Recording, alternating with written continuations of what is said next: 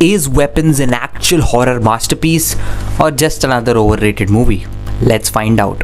So what is Weapons about? Weapons essentially, so there's a small town and exactly at 2:17 a.m. a bunch of children just walk out of their homes in this weird pose.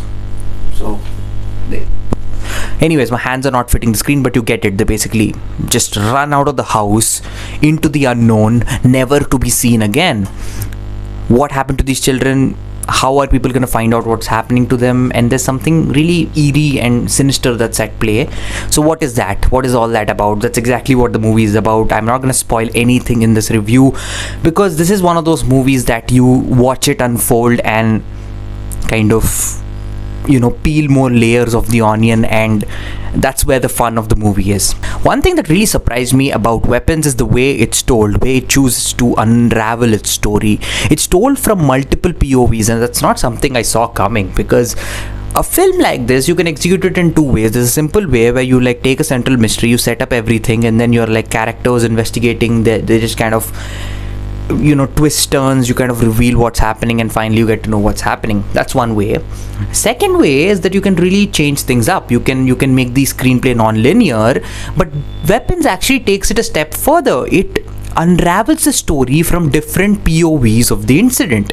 So first you get to see it from, let's say, Julia Garner's perspective, and then you go and see the same exact timeline unfold from Josh Brolin's perspective, and the same thing keeps happening across all the set of characters that you have in this small town who are related to this incident, and that keeps things interesting from start to finish. I was absolutely locked in. It's a very engaging experience that way. Even when you feel like you're losing interest of what's happening, it instantly finds something that again makes you curious. So I really enjoyed that aspect.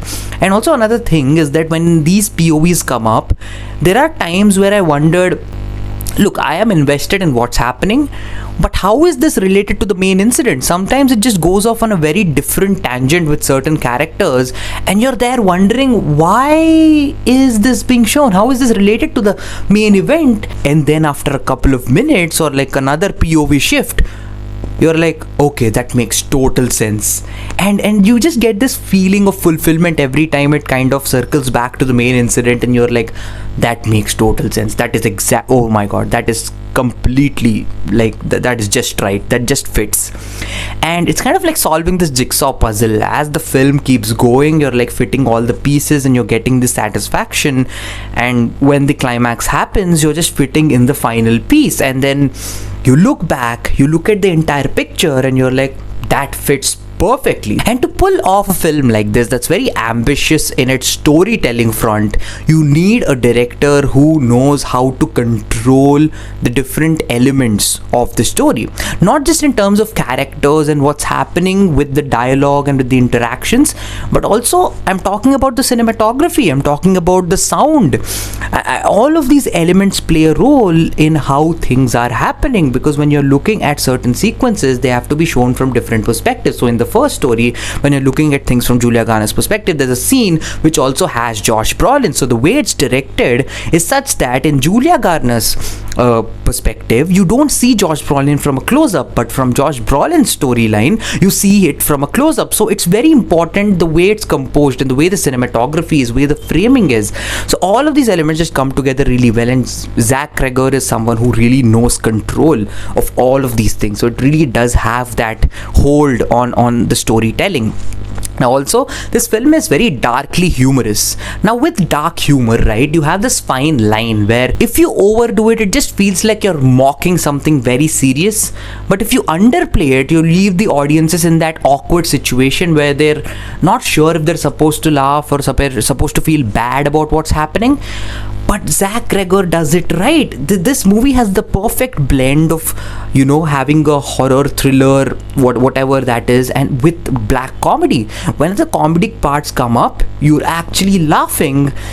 And it never feels like it's taking you out of the film. The entire third act of this film is goofy. It is very goofy and in a very broad way hilarious. I did not see that coming, but I was absolutely laughing my heart out. And even the way it's made, it knows that it's hilarious. It knows that this thing, whatever is happening, is so absurd that the audience will want to laugh. So it never really takes that seriously. In the entire third act was that way. It's a huge tonal shift from the rest of the film, if you ask me. And so there might be an issue with some people where like, okay, that did not work for me, and I can totally understand if the third act doesn't work with people, but for me it really did. It just like that is so spot on. Like they nailed the tone, they knew exactly what to do with it, and also left me with this sense of satisfaction. It's like, right, like all of the pieces fit, everything makes sense towards the end. Now it might not be like a big revelation. You're looking at what's happening towards the end with all the mystery that has been built up. You probably won't get like a big reveal that's gonna blow your mind. You're gonna get a reveal which is something that you can pick up from the clues in the film. But that is why the sense of fulfillment also exists, because when you look back at the story, the reveal makes sense. It's not something that's out of the blue thrown onto the screen. So I liked it. It was very smoothly unraveled and it really made an impact. Even the tonal shift really worked for me. Now, if there's any flaw with the film, it's just that the central concept is so interesting that you want to see more of it. Like the POV things do a great job from the character perspective and also from the storytelling perspective, because now you have an interesting way of telling the story which will keep the audiences interested because of various things that are happening. They're trying to fit the puzzle piece in their mind. But there's also another aspect where I'm like, I want to see more of the mythology to it, like the background too. So I'm not going to spoil anything, but basically when the reveal happens in the end, you need a lot of context, right? So I wanted to see more of that. So it's just that feeling of wanting more in certain places. It's not there throughout, but I just wanted a little bit more from the mythological perspective or from the backstory perspective of the entire film. And it has solid performances. Julia Garner is fantastic here. Josh Brolin is amazing, and all of the actors and actresses do a great job. Like just a very well acted film, and there's a lot of scope for these characters to express as well. So that's really nicely done, and all of the characters were interesting. Like whenever there was a POV change, I was never sitting back and thinking, oh no, I have to look at the entire thing from another perspective. It is constantly interesting. I was like, okay, let's look at that, let's see it from other perspective. Now coming to the big question, is this an overrated horror film? Yes and no. Like if you would ask me if this is an overrated horror film, yes, because I don't see Weapons as a horror film at all. Like I do not think that this is a horror movie in any way, shape or form. I was not particularly scared. Also, I don't think it's taking that route of just kind of making the audiences creeped out and scared every single frame of it. It has a good control of the atmosphere, and it kind of keeps that intrigue constant. And also there are some scenes that may feel creepy, but it never like scares you to the level a horror movie should. It's just the tone of certain things is in that space, but I don't think this is a horror movie. If you go in expecting jump scares, and if you go in expecting, oh, I'm gonna be scared, none of that is gonna happen. But if you go in expecting a really good film, that is gonna happen. So it's overrated in the terms of the horror genre. Like I don't think it's a horror specific film, and it's good in that sense, but it's a very good mystery thriller. Like it's not an overrated movie in general. I actually think this is a really good film that deserves the hype.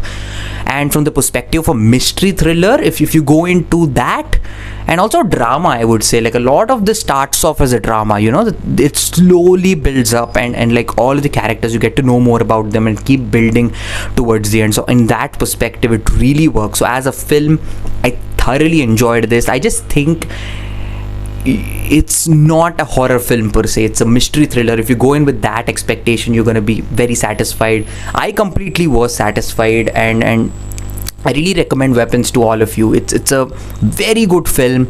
It's very exciting from start to finish. It always feels interesting. It always has something that to pull you in, and there are so many elements here that are at play, and when you finally see how it all comes together, it leaves you with a satisfying feeling. So that's my take on Weapons. What did you guys think about it? Comment down below, let me know your thoughts. And for more such content, you can browse the channel, subscribe, share, like, and I'll see you again.